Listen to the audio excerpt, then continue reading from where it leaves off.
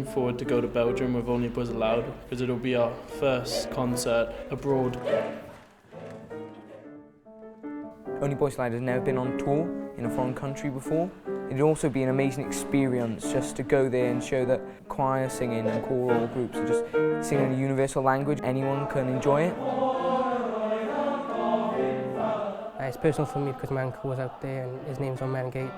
It's just good to see what he was out there for and where he would have fought. Thank you very much for considering supporting our campaign. We really want to take as many boys as we can, and we want to help them get there by giving them financial support to make this trip.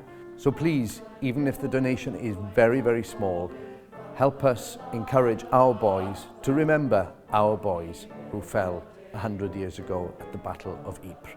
Diolch yn fawr iawn I chi gyd. Thank you very much to you all. Thank you. Diolch.